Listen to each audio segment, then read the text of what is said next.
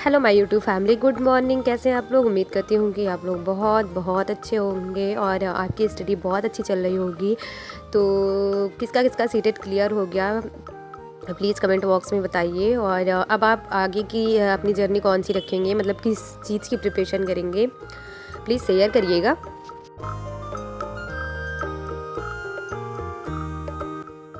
तो अभी मॉर्निंग का टाइम है और मेरे जो भी काम हैं मॉर्निंग के, मैंने सारे काम फिनिश कर दिया है। और मतलब सुबह डेली पॉइंट टू पॉइंट काम मैं नहीं रिकॉर्ड कर पाती हूँ। और बस मॉर्निंग के टाइम पे ऐसा होता है ना कि दिमाग में ये होता है कि बस फटाफट से जल्दी जल्दी सारे काम निपटा के उसके बाद मैं स्टडी करने बैठ जाऊँ। तो अभी मेरे सारे काम सुबह के ऑलमोस्ट मैंने ख़त्म कर लिया है और अभी लंच बनाना है मुझे। तो सब लोगों ने ब्रेकफास्ट भी कर लिया और मैंने भी ब्रेकफास्ट कर लिया, तो मैं यहाँ स्टडी करने आ गई हूँ।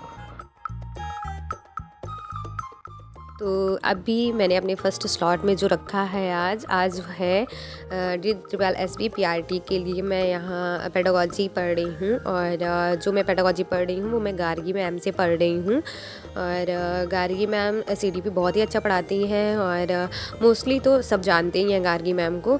तो मैं वहाँ से अब क्लासेस लेना मतलब शुरू कर दिया है मैंने।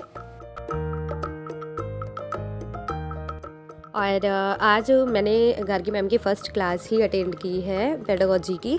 और उनकी काफ़ी क्लासेस चल चुकी हैं DSSB GT PGT और PRT के लिए। तो आज मैंने फ़र्स्ट क्लास अटेंड की है और फर्स्ट क्लास में जो मॉड्यूल 1 मैम ने पढ़ाया है, मॉड्यूल 1 के मतलब अंडर में फर्स्ट चैप्टर मैम ने स्टार्ट किया भारतीय शिक्षा व्यवस्था। तो यहाँ मैं वही पढ़ रही हूँ और साथ ही साथ मैं नोट्स बनाते चल रही हूँ।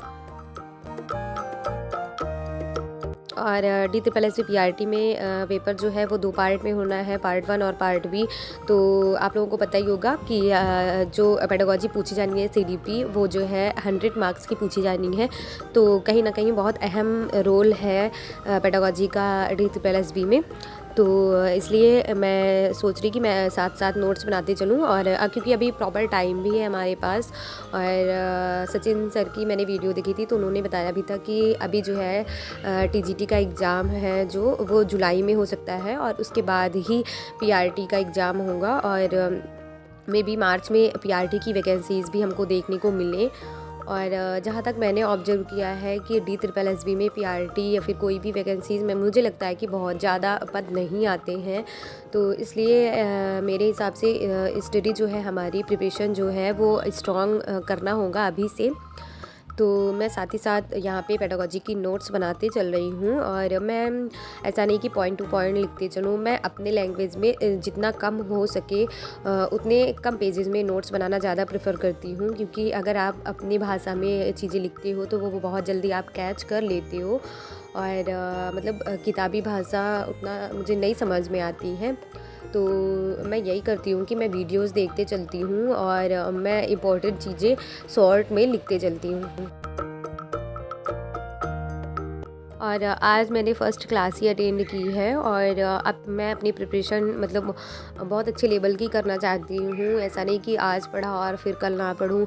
और मेरे साथ ये चीज़ें हो जाती हैं कि मेरी स्टडी कंटिन्यू नहीं हो पाती है, कभी मेरे खुद की वजह से, कभी और बहुत सारे रीज़न हैं। हर चीज़ सोशल मीडिया पे हम नहीं शेयर कर सकते हैं। और मतलब ये ऐसा प्लेटफॉर्म है जहाँ हमसे बहुत सारे लोग कनेक्ट होते हैं, तो हम हर चीज़ें अपने घर की, परिवार की नहीं शेयर कर सकते।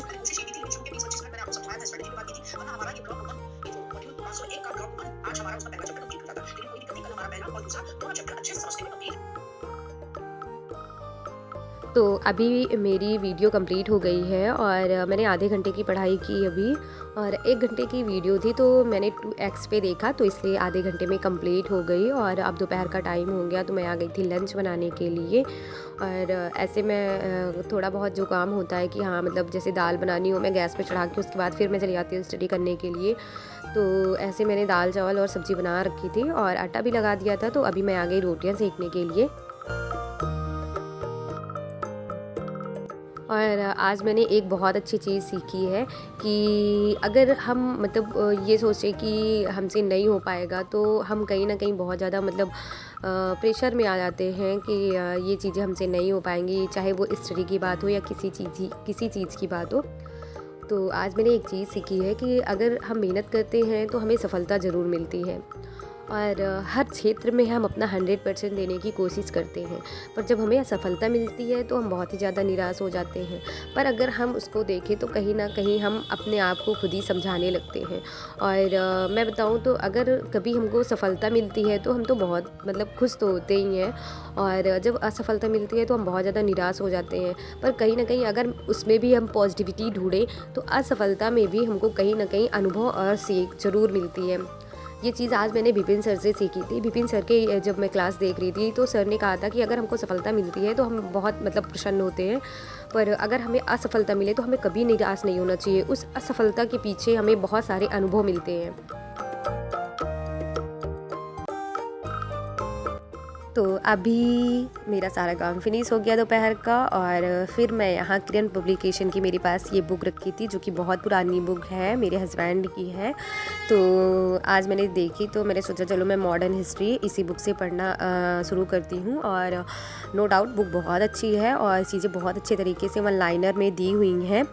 तो आज मैं यहाँ से मॉडर्न हिस्ट्री पढ़ रही हूँ। और अगर मैं जीएस की बात करूँ तो जीके जीएस दोनों पेपर में पूछा जाना है, चाहे वो बिहार शिक्षक भर्ती का पेपर हो या फिर DSSB पीआरटी का पेपर हो। तो इसलिए मैं दोनों को कंबाइंड लेके चल रही हूँ। जो मेरे नए व्यूवर्स हैं मैं उनको बता दूँ कि मैं बीपीएससी शिक्षक भर्ती और DSSB पीआरटी दोनों की प्रिपरेशन कर रही हूँ। और दोनों का सिलेबस तो जीके जीएस का सेम ही है, बस अगर मैं बिहार की बात करूँ तो वहाँ पे सीडीपी नहीं पूछी जाती है, और अगर मैं DSSB की बात करूं तो वहाँ पे सीडीपी पूछी जाती है। और DSSB में सीडीपी का एक अहम रोल है और 100 मार्क्स की पूछी जाती है। तो अगर मैं कहूँ कि पेडागोजी की, तो पेडागोजी पे बहुत ज़्यादा अप्रोच बनाने की ज़रूरत है, क्योंकि मतलब 100 मार्क्स की पेडागोजी है जो कि मतलब कहीं ना कहीं मैं कहूँ तो बहुत ज़्यादा नंबर हम लोग इसमें गेन कर सकते हैं अगर हमारी जो है समझ अच्छी हो। क्योंकि पेडागोजी जो है वो पूरी तरीके से मैं कहूँ तो एक कॉन्सेप्चुअल जो है वो अंडरस्टैंडिंग पे ही बेस है पेडागोजी। तो अभी मैं इस बुक से हिस्ट्री पढ़ रही थी और हिस्ट्री में मैं मॉडर्न हिस्ट्री पढ़ रही हूँ। तो हिस्ट्री की क्लासेस जब मेरी कंप्लीट हो गई तो फिर मैं यहाँ पे स्टार्ट करती हूँ मैथ। और मैथ के लिए तो मैंने सबको बता ही रखा है कि मैं मैथ कहाँ से पढ़ रही हूँ। पर जो मेरे नए व्यूवर्स हैं अगर मैं उनको मतलब बताना चाहूँ, अगर आपकी मैथ भी वीक है, आपको भी मैथ से बहुत दूर मतलब भागना अच्छा लगता है, मैथ को कोई न टच नहीं करना चाहता, तो मेरे साथ भी ऐसे ही सेम है। मैं मैथ से बहुत दूर रहना चाहती हूँ, पर हर पेपर में मैथ आना ही है, ये तो आपको पता ही है। तो मैंने बहुत सारी यूट्यूब चैनल्स देखे थे, पर मैं ऐसे सोच रही थी ना कि मुझे मैथ ऐसी पढ़नी है कि जहाँ मुझे लगे कि मुझे फॉर्मूला नहीं याद हो रहा है तो मैं उससे ट्रिक से भी कर सकूं। और तो यहाँ पे मैं आदित्य रंजन सर की मैथ की क्लासेस मैंने अटेंड करना शुरू किया है। और मैं कहूँ कि मैं अपनी बात बताऊँ, मैथ मुझे बिल्कुल भी नहीं समझ में आता था। और मैं रियल बताऊँ तो मुझे 100% में बस 20-25% ही मैथ मुझे आती है, और ज़्यादा मतलब मैं बेसिक चीज़ें कर लेती हूँ और बहुत ज़्यादा मुझे नहीं आती थी। तो अभी मैंने स्टार्टिंग की है मैथ की प्रिपरेशन करना, क्योंकि अभी हमारे पास टाइम भी बहुत है। अगस्त में अगर मैं कहूँ कि मे बी अगस्त में बीपीएससी और DSSB अगस्त के आसपास उसका भी एग्ज़ाम होगा। तो अगर अभी से मैं डेली थोड़ा थोड़ा करके पढ़ूँगी तो मैथ मेरी कहीं ना कहीं, मैं ये नहीं कहती कि बहुत अच्छी हो जाएगी, पर हाँ काफ़ी हद तक तो सुधार आ ही जाएगा कि हाँ कुछ नंबर तो मैं उसमें भी गेन करूँ। क्योंकि अगर मैं ऐसे भी कभी एग्ज़ाम देती थी, जैसे मैंने टेट और सीटेट का एग्ज़ाम दिया, तो मैं क्या करती थी कि मैथ में मुझे जो थोड़े बहुत क्वेश्चन ईजी वो आते थे, जो चीज़ें नहीं समझ में आती थी तो मैं एक तरफ से गोला भरना स्टार्ट कर देती थी मैथ में। मैंने ऐसे किया है। और अगर मैंने कभी कोई एग्ज़ाम दिया तो अगर मेरे नंबर कम आए हैं तो वो कहीं ना कहीं मैथ सेक्शन मेरा जो वीक है वहाँ से मेरे नंबर कम हो जाते थे। मैंने ये चीज़ें देखी है, क्योंकि चाहे वो सीटेट की बात करूँ चाहे टेट की बात करूँ, तो मैंने देखा कि वैसे मैं क्वालिफाई तो दोनों हूँ, पर मैंने बहुत बार ऐसा ऑब्जर्व किया है कि मेरे मार्क्स जो है वो और अच्छे आ सकते थे। पर कहीं ना कहीं जब मेरा मैथ वीक है तो वो जो पोर्शन है मैथ का वो मेरे नंबर ख़राब कर देता था।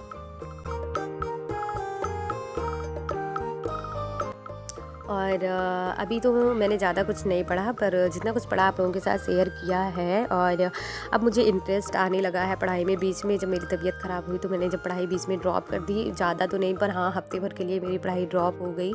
तो बहुत मतलब ऐसा लगता था ना कि पता नहीं मैं कहाँ पहुँची थी, कहाँ मैंने पढ़ा था, सारी चीज़ें मैं भूलना मेरी स्टार्ट हो गई थी।